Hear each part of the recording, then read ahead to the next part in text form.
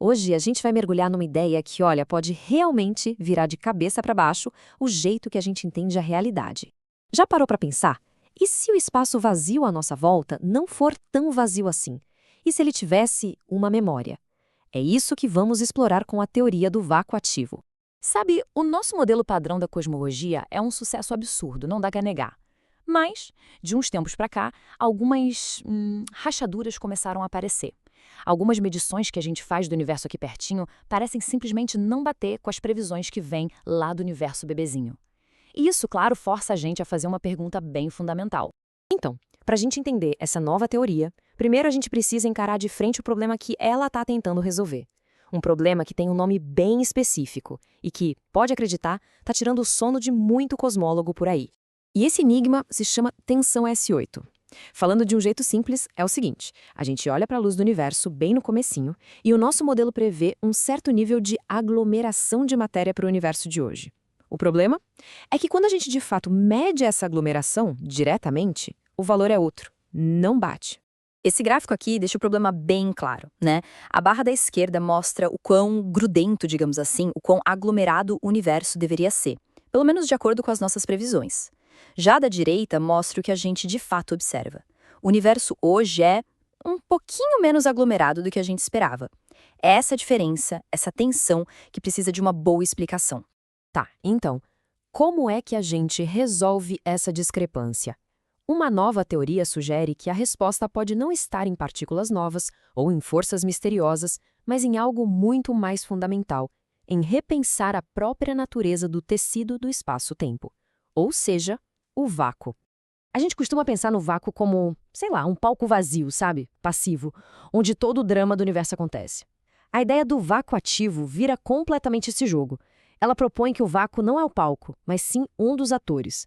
É um meio dinâmico que reage, que responde e que influencia tudo o que acontece nele. A própria fonte dessa teoria coloca isso de uma forma perfeita. A mudança-chave é essa: tratar o vácuo como um meio dinâmico. E isso, gente, não é um ajuste pequeno, não. É uma verdadeira mudança de paradigma sobre a natureza fundamental do nosso universo. Ok, se o vácuo é ativo, o que exatamente faz ele ser ativo? Bom, a teoria propõe um mecanismo que é simplesmente fascinante: a capacidade de se lembrar. O nome disso é memória causal. A ideia é que o vácuo, em qualquer ponto do espaço, não reage só ao que está acontecendo ali, naquele instante. Pelo contrário, a resposta dele é moldada por tudo que já aconteceu antes naquele local. Pensa na esteira que um barco deixa na água, sabe? A água meio que lembra que o barco passou por ali. O vácuo faria algo parecido, só que com toda a sua história. Mas como é que uma teoria consegue matematicamente usar essa tal memória? É aqui que entra a peça central dessa engrenagem toda. A estrutura introduz uma ferramenta específica para fazer exatamente isso. É o chamado operador de zero relativo. Vamos detalhar isso um pouco porque é genial. O operador funciona em 4 passos bem lógicos. Primeiro, ele mede alguma coisa agora, tipo a densidade de energia num ponto. Segundo, ele olha para trás, para toda a história dessa densidade no passado daquele ponto específico. Terceiro, ele calcula a média de tudo isso. E aí, no passo 4, vem o pulo do gato. Ele mede o quão diferente o valor de agora é dessa sua própria média histórica. E o ponto crucial é exatamente esse. O operador não está nem aí para o valor absoluto de alguma coisa. Ele foi projetado para detectar mudança, para medir desvios em relação ao que veio antes. É quase como um detector de novidade cósmica. E é essa novidade, essa diferença, que faz o vácuo reagir. Certo. Então, a gente tem uma teoria com um vácuo que se lembra do passado e uma ferramenta que consegue ler essa memória. Mas como é que isso nos ajuda com o nosso problema original, a tal da tensão S8? É que a teoria não fica só na ideia. Ela faz uma previsão muito específica e, mais importante, que pode ser testada. Ela prevê um fenômeno chamado de supressão de crescimento. E o que seria isso? Bom, é a consequência direta da memória. Essa lembrança que o vácuo tem das flutuações de energia do passado acaba gerando uma espécie de resistência, uma reação contrária. E essa reação funciona como um freio cósmico, que vai diminuindo o ritmo com que a matéria se junta para formar as grandes estruturas como os aglomerados de galáxias. O resultado disso? O universo se torna um pouquinho menos grudento do que seria sem essa memória. E aqui a solução se encaixa de forma brilhante. Se o universo é, por natureza, um pouquinho menos aglomerado por causa dessa memória do vácuo, isso explicaria exatamente a discrepância que a gente observa.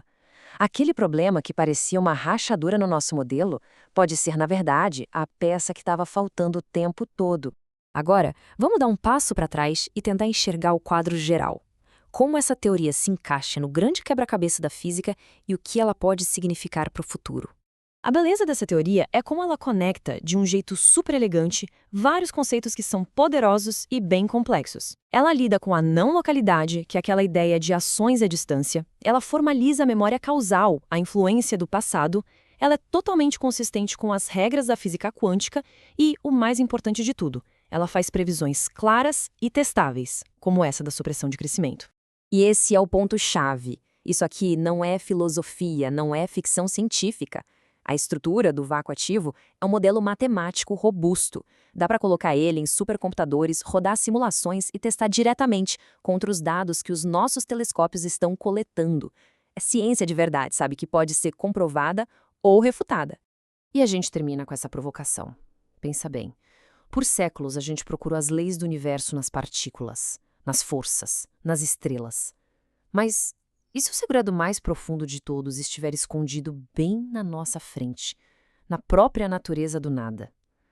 Talvez as verdades do nosso cosmos estejam, literalmente, escritas na memória do espaço vazio.